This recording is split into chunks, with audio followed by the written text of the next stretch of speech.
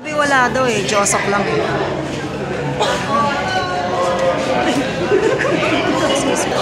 Okay.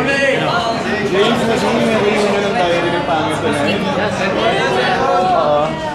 Pero this time, supporting niya sila. Oo.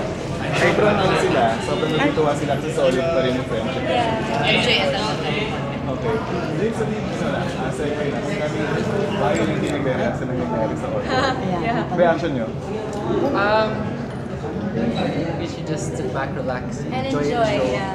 for what it is. Okay. Ano mensahe nyo sa kanilang na kalma lang ba? Ano? Actually, it's good that they're, na may mga violent reactions sila. Actually, I get like mga hate messages, hate tweets. Pero okay lang kasi at least I know it's effective. Maganda po yun na parang affected sila with the story kasi at least alam namin na alam mo yun, connected sila sa amin na nanonood talaga sila na gusto makikinig sila. Anong plans niyo sa Valentine's? We have work. Anong work? Anong gagawin? Kasama kayong dalawa. I think so. Ashken is very... Hectic. Even Valentine's Day. Po? Even Valentine's Day. Opo. We have a But kung ano, ibang araw, pero may balak kunyari celebrate yun kahit na hindi Valentine's Day mismo. We have a world tour. May surprise pa kayo sa isa't isa for Valentine's Day. Dito ka prepare? James, did you prepare anything special for Valentine's Day? Even if I did. Wala din naman. Pero para sa inyo, ano yung Valentine's for you guys this year? Last year we spent... Yeah, he surprised me last year. With? I just spent a lot, remember? There's a lot of surprises, like we made a top-down convertible, I surprised her with balloons and her dressing. Okay. Ikaw na niya? Dinala ko po siya sa... Ano yung nakalimutan ko? Dancing Maze. Mystery Manila.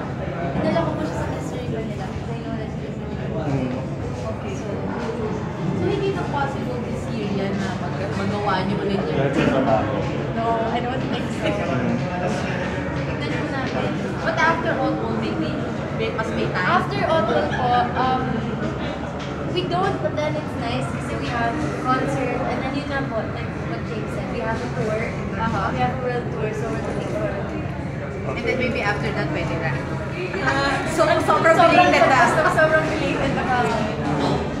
Kinuntahan namin yung shooting ng BTR for the concert. Parang futuristic ang nakita namin. Kakaiba. Parang dark. I didn't see that pictures. Well, that was my... You'll just have to see, but it's the first time done anything this scale, this big. It's very big.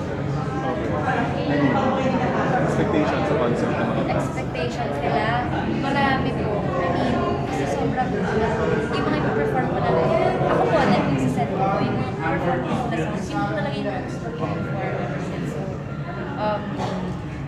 yun. Update na ulit, may tickets pa rin ba available? Meron pa rin po. I-announce lang natin.